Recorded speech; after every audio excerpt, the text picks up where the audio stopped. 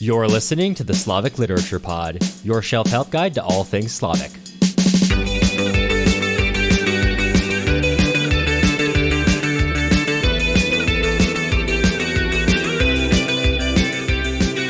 I'm Cameron Lolana. And I'm Matt Gerasimovich. And today we're covering part 1, chapter 54 of Vasily Grossman's life and fate, and going, as you said in today's recap, from one Shaposhnikova lover to another, from Novikov to Krymov, who is serving in Stalingrad as a commissar now, trying to lift the spirits of the soldiers. And we have an unusually happy chapter for Grossman, with Krymov just feeling good about life, very much like Andrei Balkovsky. He's passed a willow tree for the second time, and he no longer feels that willow tree is dying. He now feels on the front line that it is now reflective of youth instead. Metaphorically speaking, he doesn't actually see a willow tree, but is there anywhere in particular that you'd like to start? Honestly, I kind of forgot that I left that line in there. I was planning on taking it out, but it was kind of funny, and so I left it and forgot about it, about the No, that was a great one line. lover to the next.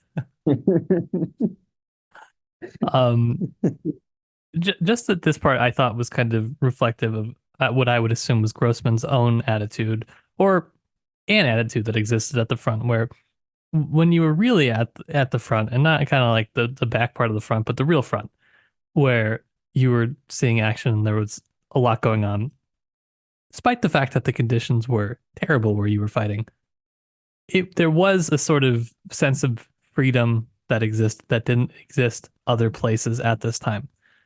Because there were, a lot of secret police swarming, making sure that there were no, Nazi sympathizers, Nazi agitators, or various other things that they were, looking for. And I don't think everybody that they took away was probably a sympathizer or an agitator, but nonetheless, at the front, I think that's what kind of this chapter is getting to.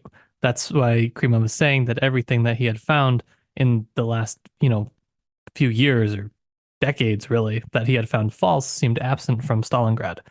And this was in an article that I had read for the first long episode that we did on this, that was kind of talking about the sort of freedom that existed at the front, which is kind of an ironic way to describe, fighting in war. It's not not exactly what we would think of as freedom, probably, but it was different. It was something that existed there that wasn't quite everywhere else.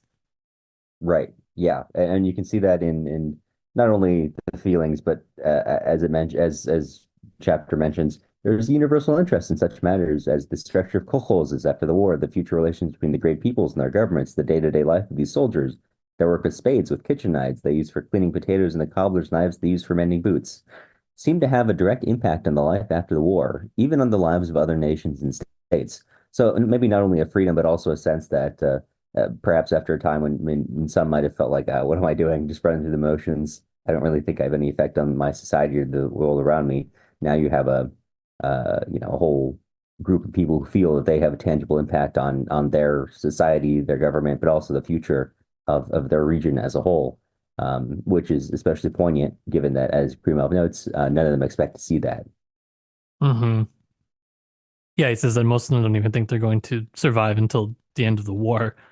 Even more so until the end of each night. It's, astonishing that they do. And so it kind of shows something really great in the face of an enormous sacrifice to still be future thinking, or to, have faith in your sacrifice as something that is building that future as well. Which is, of course, kind of the same logic that, to some degree, that, the Soviets employ while they kind of purge large swaths of the population. But, in this case, I think it is, as Grossman kind of differentiates, a just cause. Right. Yeah, and I think when we've said previously, right, obviously a lot of this book is criticizing the Soviet Union and Nazi Germany. I think this is one of the ways that when we've said it's not an exact like one-to-one comparison. They're compared and also talked at as their own. This is one of those ways you can still see, I think, an obvious fondness for a realism certainly about the Red Army, but also an obvious fondness for the many stories of the people that he spent so long writing about and working with and living alongside.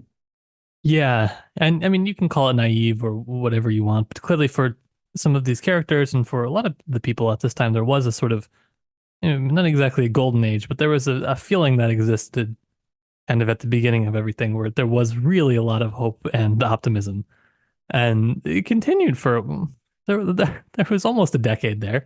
I think where people were feeling it, some people. Yeah, And so I think like to go back to that, of course, it never really does.